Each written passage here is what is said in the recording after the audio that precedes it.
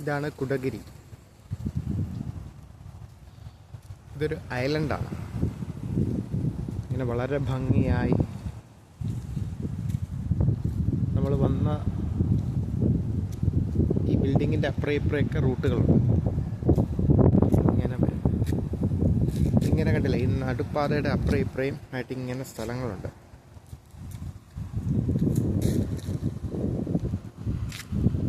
ഇവിടെ പണ്ട് പ്രവർത്തിച്ചുകൊണ്ടിരുന്നൊരു റിസോർട്ടാണ്, ഇന്നത് പ്രവർത്തിക്കുന്നില്ല.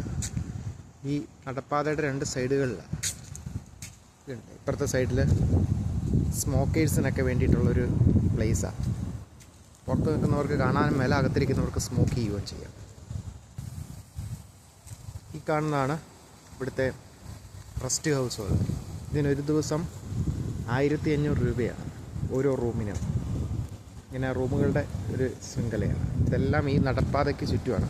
ഇതാണ് ഇവിടെ ചെറിയൊരു ഷോപ്പിംഗ്, ഫുഡ് അതുപോലുള്ള കാര്യങ്ങളൊക്കെ വാങ്ങുന്ന സ്റ്റോർ. ഇതിൻ്റെ തൊട്ടിപ്പുറം ഒരു ബാസ്ക്കറ്റ് ബോൾ കോർട്ട്, ഇവിടെ കളിയും കാര്യങ്ങളൊക്കെ നടക്കും.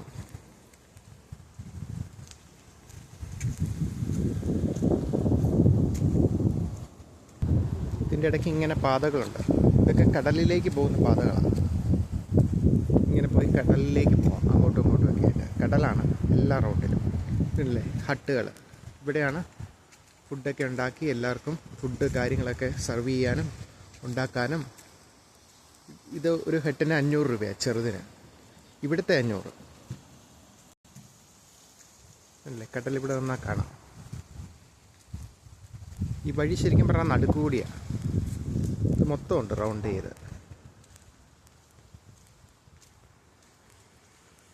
ഇത് ഇച്ചിരി വലിയ ഹട്ടാണ് ഈ കാണുന്നത്. അപ്പോൾ ഇതിന് റേറ്റ് കൂടും. ഇതിന് 1000 രൂപയാണ്. ഇവിടുത്തെ 1000 റുപ്യ, മാൽദ്വീപിയൻ 1000 റുപ്യ. അപ്പോൾ ഇതിൻ്റെ തോട്ടത്തിൽ നിന്ന് കടലിലേക്ക് പോകാനും എളുപ്പമുണ്ട്.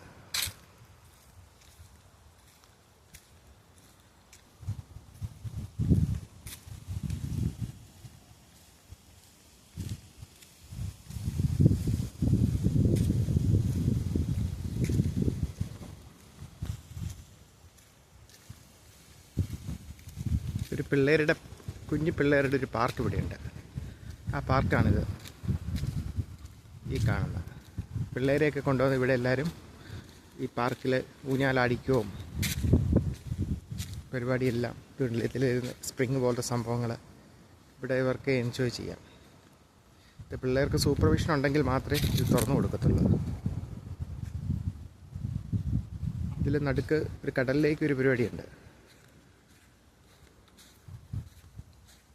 ഈ സ്റ്റെപ്പ് വഴി കയറി കടലിലേക്ക് ഇവർക്ക് ഊർന്നിറങ്ങാം.